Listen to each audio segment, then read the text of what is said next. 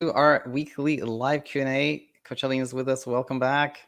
Hi, Danielle. It's a pleasure to be here. How are you today? Perfect. Perfect. How are you? Very good, very good. And for those of you tuning in, I want to let everyone know that for the first time ever, I didn't prepare anything to sort of like talk about before we get some questions here. So if you're there with us, do send some questions. But yeah, on your end, what are your thoughts lately, Alina? Anything new for your newsletter, or what are you pondering these days? Yeah, actually, yesterday I didn't send my newsletter because I ended around 9 working, so at PM. So I was like, oh, I'm too tired. So I moved it on the next week, but I'm still kind of like try to be regular with my newsletter. But overall, it's been okay. But I wanted to say that the last video that you made about your 5 like approaches to your personal kind of like anxieties and journeys, that was really interesting. It was like so like I would say the type of like this type of content can really also kind of how to say motivate others to also like see how the teaching is applied on other areas of life, not only on insomnia or sleep world. Yeah. Yeah, no, it's I've been thinking about that for a long time, this episode, and I just happened to do it yesterday. But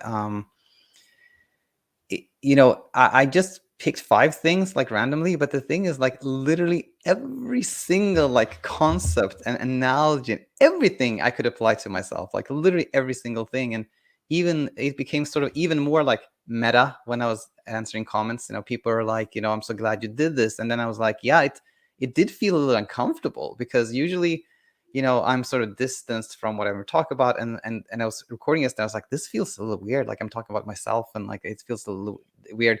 But then I was like, I ask people to do that all the time, so why wouldn't I do that? And then B is like, it's like whatever we're scared of, what feels comfortable. Often that's an invitation to, like, that's where you should go. It's kind of almost like a compass. So again, became this meta moment where we teach people, applies to myself again. It's very Yeah. fascinating. Yeah, totally. And I can see it on myself, like the stuff that, I learned during my insomnia recovery journey. Now, when I'm applying it in other areas of life, I have realized like how difficult that is on other stuff. Because, I mean, to me right now, it seems like it was kind of easier in some way to figure, like to find the hidden efforts, hidden pressure, because it was obvious, it was like already kind of showing itself in how I felt at night, how I slept at night. So it was always kind of like the feedback was instant. Like if I'm struggling with like inside, and I also see it how like on how my nights go, on how anxiety like spikes and so on. But now when there is no major kind of like big thing, then it can easily get lost and you are completely like in the dark, like like there is some certain resistance, but I cannot figure out what it is, and it's not that bad. So I'm forced to really kind of like look into it.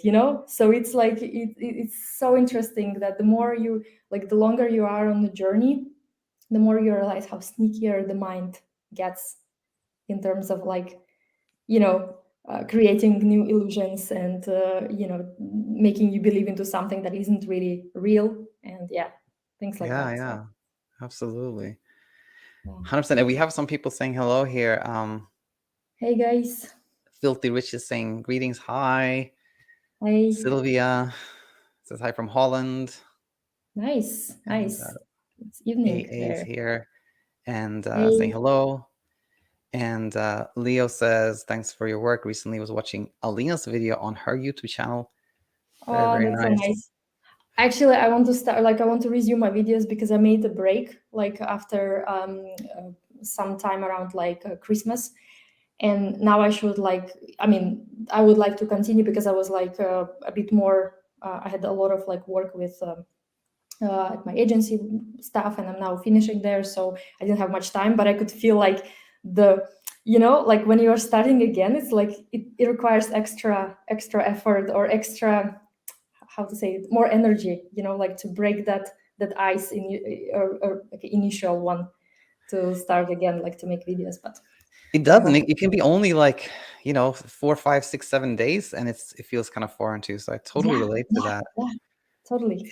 And I think we have a question here, but I just, as we might maybe wait for a few more questions, randomly, like, there was a really nice insight from Richard, who's one of our like coaches in training, that I wanted to share. And we are talking about how, like, when we come off medication, we can have this thing called like rebound insomnia. And we were talking about how, like, yeah, anything that is sedating to our nervous system, of course, when we sort of remove that, our nervous system can be like a little bit extra excited. And then he was like, Richard was like pondering, he's like, yeah, so it's in a way, he's like, and I actually saw where he was going, but it was so fascinating. He's like, in fact, you can say that you have, if you don't have any emotional attachment to it and you stop taking some medication, like, you could have some rebound sleep disruption. And I was like, yeah, that's a good way to say it. Like, you can have rebound wakefulness, or rebound Mhm. sleep disruption, which is also different from rebound insomnia, because insomnia only has to do with like our emotions and approach to it. So Mhm. it's a little new concept or new idea that came up there, which I thought it was really neat. Yeah, yeah, it's nice. I like in general how to like disconnecting the sleep as something that, because it usually feels like whatever we are talking about, here, like in terms of insomnia, we always talk about like sleep itself, but it's not really that. We are not really touching sleep itself. We are not really trying to figure out the mechanism or try to crack the code how to make sure you sleep this amount of hours. It's like we don't touch sleep itself, and it's so weird because we are just like addressing everything around it, but the sleep itself is kind of like untouchable because you cannot really, right? So I like how, like, that addresses also the fact that there is kind of like rebound sleep disruption, which is like more like the byproduct of something that has changed and the sleep kind of like reacted to it. But the reality, we don't need to address that byproduct. We can like work around, like, like our emotions, our attachments, and things like that. Yeah. It's fascinating what you say, that we call, like, they talk about sleep coaching and the sleep coach Yeah. school, etc. But it's not about sleep at all, Yeah. actually. That's Yeah. fascinating. But okay, let's jump in and see here. Leo has said hi, and I think is sharing some questions. So Leo says, concerning shifting goals, it was really insightful and helpful, but I have a practical question. Yesterday's night was difficult. I noticed myself resisting wakefulness and felt pressured. Tonight, I feel my sleep dive is really high and I need to rest. I only slept for 3 to 4 hours. Today was okay, and I did all the activities, but I felt some um, tiredness. Okay, so here's the question, I think. How can I have the goal that tonight, also tonight, I will accept the possible outcome of the night? Although I go deep inside, I really want to have a good night's rest. So if I understand that, it's kind of Leo saw that the resistance was kind of tricky, and went towards more acceptance, and saw that that was helpful, but then was like, how can I do that again, or practice that Mhm. at night tonight, and all at the same time, like, I know deep inside I really Mhm. want to have a good night's rest. So yeah, Yeah. Alina, what do you think when you hear this? I think I also want to address like the first Yeah. part about the shifting goals, because I think he's referring to my like one of the last videos that I made was about like two types of goals. Basically, when our goal, because usually we want to kind of like have some sort of like sense where we are going, yeah. So what we are doing, what is our focus? So when every time when we try to make our focus sleep as an outcome, usually it leads us to this kind of like traps when we find ourselves everything we do from that place, like, okay, my goal is sleep, everything kind of like naturally falls into like sleep effort eventually, right? So but when we shift our journey's goal not on sleep, on the outcome of sleep, but more on, okay, my goal here is to show my brain that I'm okay, is to understand what is happening to me, is to accept it, allow it to happen, and so on and so on. So basically it's like completely different place from which things are kind of like naturally unfold later on.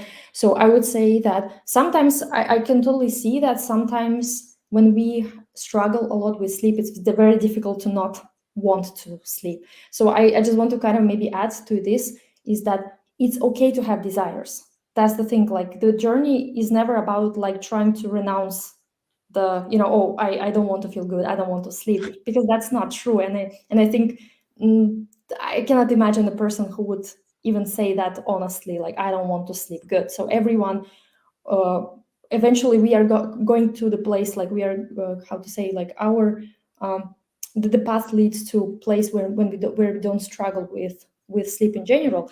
But at the same time, I would say that just realizing that you can also accept your desires and be kind of like kind to yourself, that's also part of that helpful goal, not the part of like where you want to control things, but more realizing that, yes, I have this desire, I have this, I'm afraid, I'm scared or frustrated or whatever, and that's okay, I can feel that way and I'm allowed to feel that way.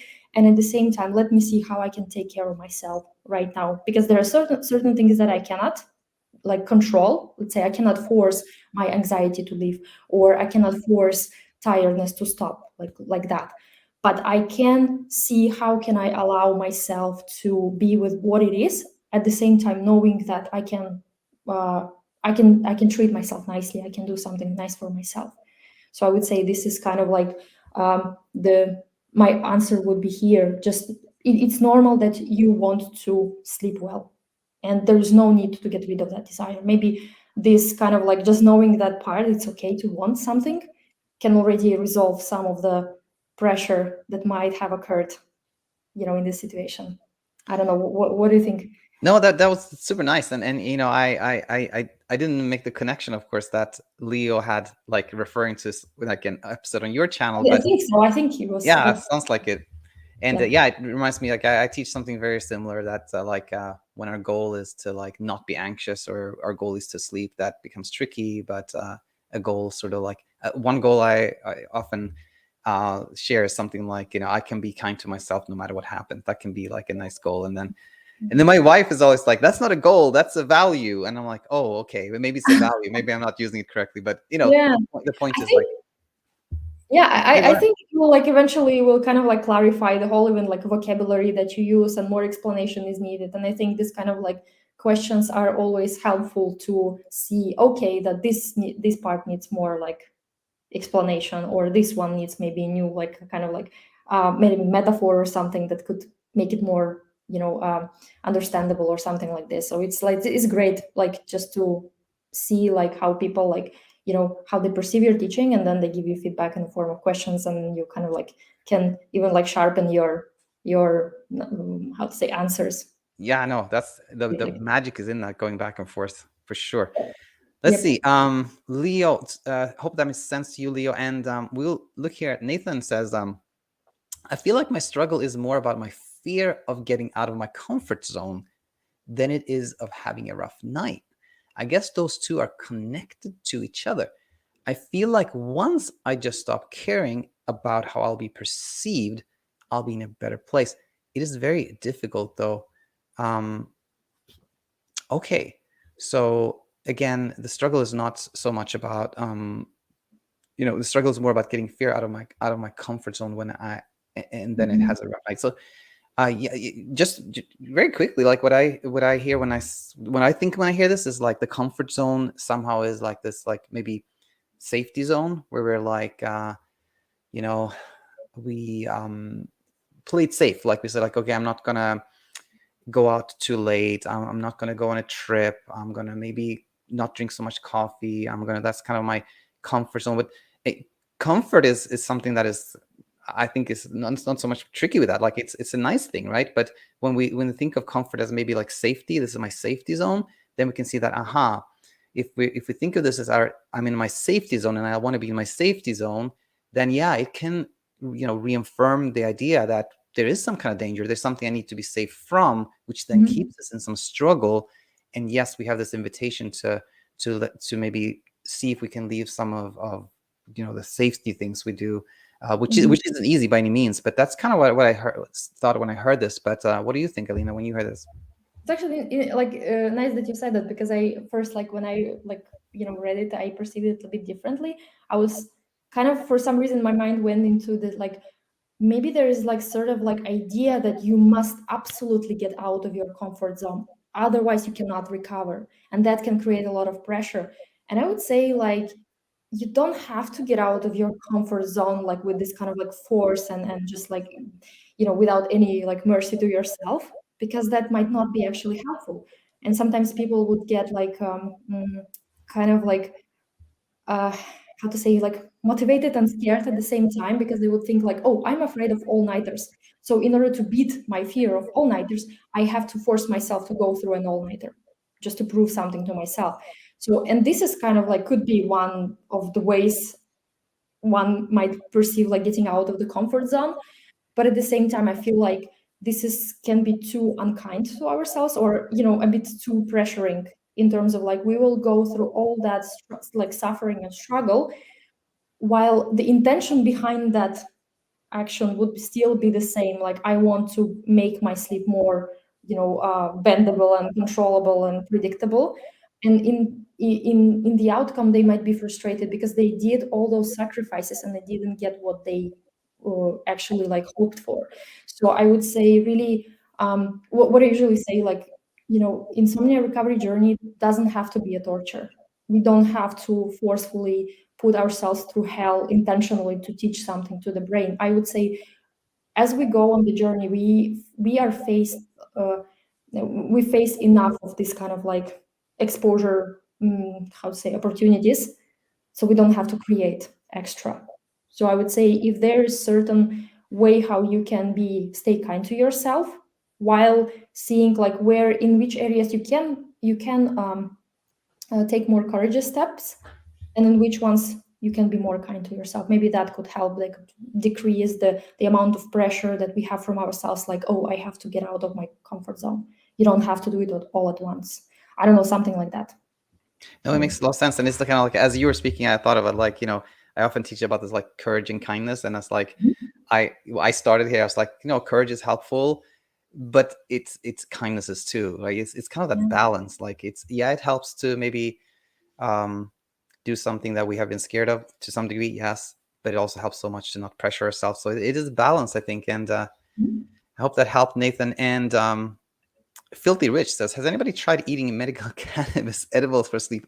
I know it can be considered a sleep effort, but it works great for me. I wake up refreshed and sleep like a baby. That's amazing to hear. And yeah, this is nice. A little different, type of question and observation, and so rich. This is so like so many things that I want to comment on here. But yeah, I'll let you go first. What do you think when you hear this, Alina? I mean, first of all, edible medical cannabis here is illegal in Europe, so I cannot comment much. But I think, like, look, anything that comes from the place of this kind of like, I like it, I want it, doesn't matter how it really, what the outcome will be. I just take it as a form of like self-care, comfort, and that's it. So basically, then the thing stops being a problem, actually. Because like sleep effort, like anything can be a sleep effort, even acceptance can be a sleep effort. So it's not really like there is like certain things are kind of like bound to be sleep efforts and some are not.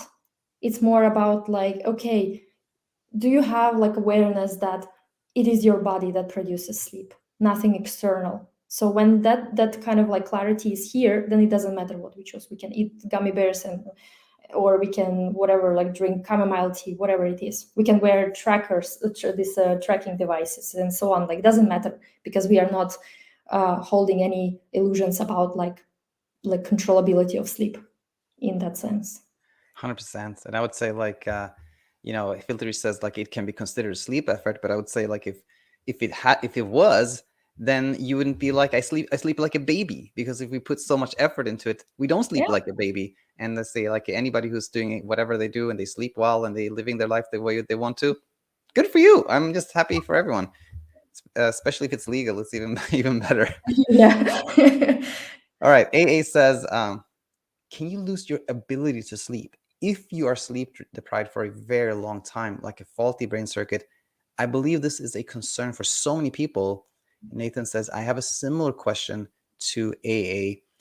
And then AA actually adds to this. Basically, I have extreme paradoxical insomnia and I sleep 0 minutes. I've tried CBTI and everything, but nothing works. And it's like that for several years continuously.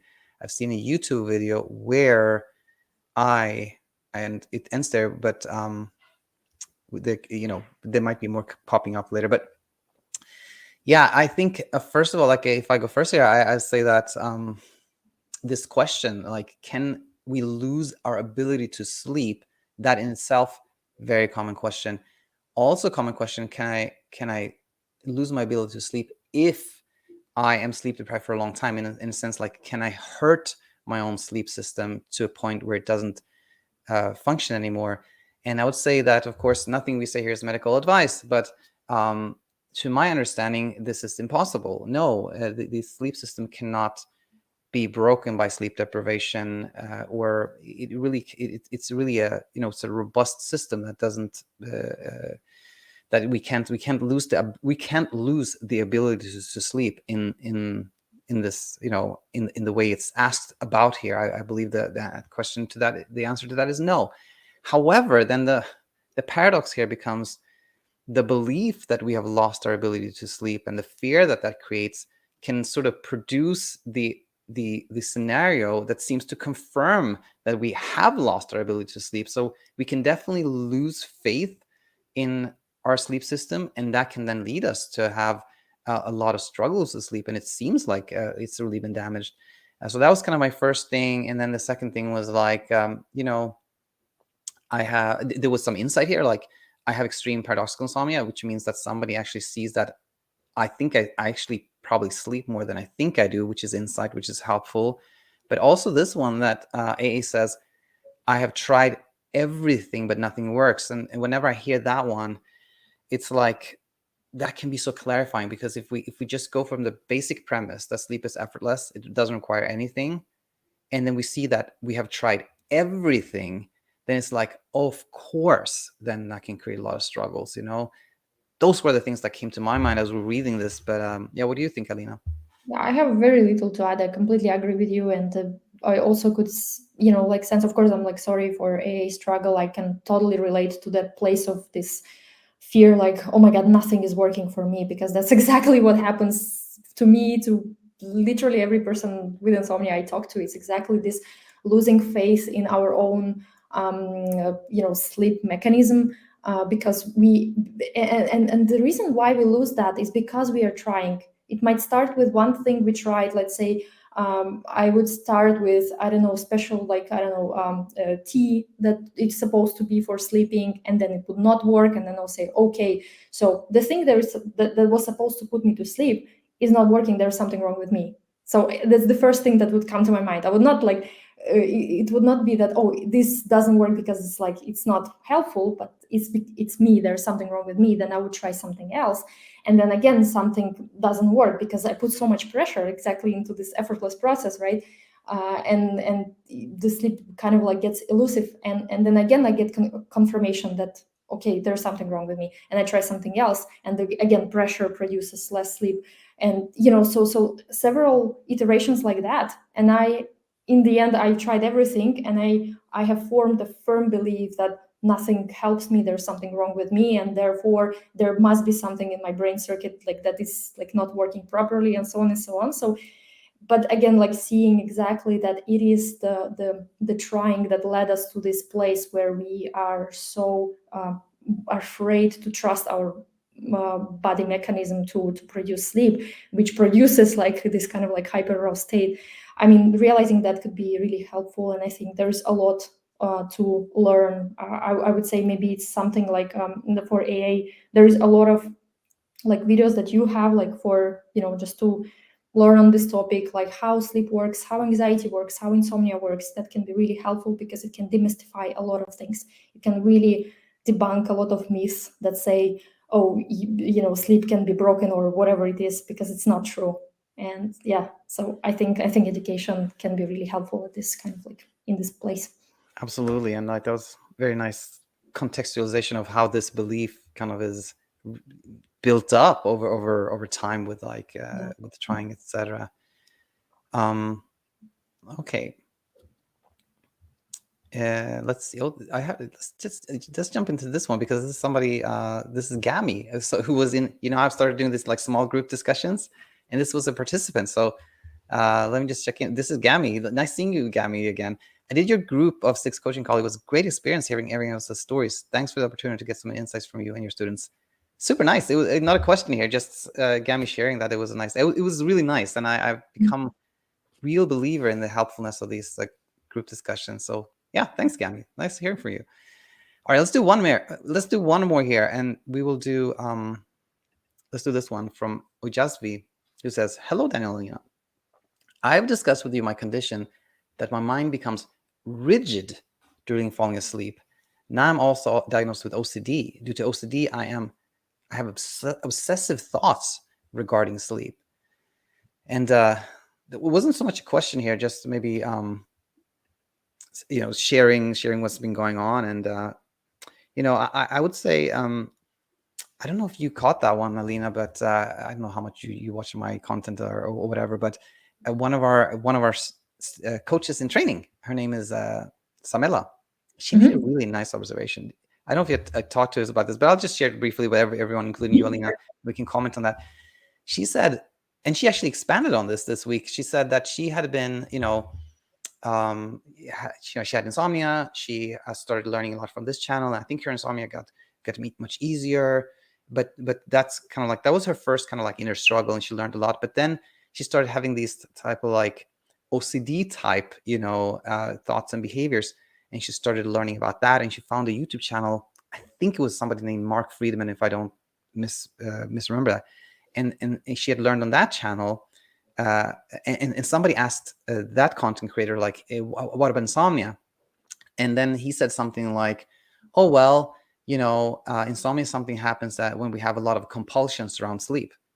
And to her, that was like an aha moment. It's like, oh, wait. So what he calls compulsions that's just sleep efforts.